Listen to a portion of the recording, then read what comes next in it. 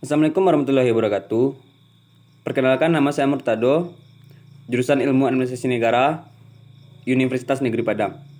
Nah, pada kesempatan kali ini saya akan mempresentasikan tentang model dan teknik intervensi dalam pengembangan organisasi. Yang pertama, kita harus tahu dulu apa itu intervensi. Intervensi merupakan cara-cara yang digunakan untuk merencanakan perbaikan berdasarkan masalah yang ditemukan dalam proses diagnosis dan pemberian umpan balik. Intervensi berarti keikutsertaan klien dan konsultan bersama-sama merencanakan proses perbaikan berdasarkan atas masalah yang dijumpai dalam proses diagnosis. Kegiatan-kegiatan tersebut dimaksudkan dalam rangka menata dan memperbaiki kembali fungsi organisasi dalam memberikan kesempatan kepada anggota organisasi untuk bekerja dengan tim, ataupun mereka mengelola suatu tim serta memelihara organisasi agar tetap dapat berjalan dengan baik sesuai dengan tujuan organisasi.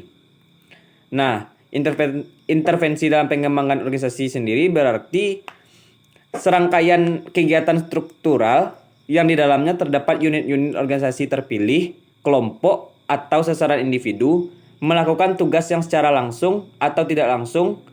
Sasaran tugas dihubungkan dengan perbaikan organisasi. Nah, di dalam intervensi ini terdapat beberapa pendekatan. Yang pertama itu intervensi struktural. Dengan menggunakan kegiatan intervensi struktural, terdapat 3 hasil yang diharapkan dapat dipetik. Yang pertama yaitu rekonstruksi atau reorganisasi. Yang kedua yaitu sistem imbalan baru. Yang ketiga yaitu perubahan kultur organisasi. Yang kedua yaitu intervensi teknikal yang berfokus pada tingkat pekerjaannya. Penggunaan intervensi ini ialah perluasan pekerjaan secara vertikal, dan teknik penerapannya yaitu penggabungan tugas agar pelaksanaan yang tadinya terbagi-bagi menyatu di tangan seseorang. Yang kedua itu menciptakan satuan kerja yang sifatnya alamiah, yang berarti bahwa aneka ragam pekerjaan seorang karyawan terwujud menjadi suatu yang dapat diidentifikasikan. Selanjutnya yaitu penciptaan hubungan kerja dengan klien. Dan yang terakhir, membuka saluran umpan balik. Hal ini bertujuan untuk mengetahui bagaimana pendapat orang lain tentang kinerjanya. Selanjutnya itu intervensi berfokus pada manusia.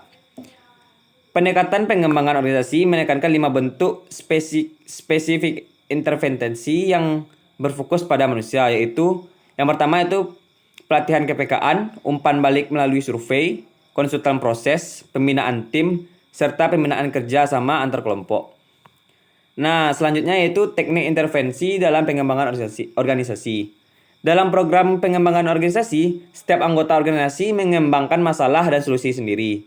Alurnya mulai dari diagnosis masalah dan peluang untuk perubahan.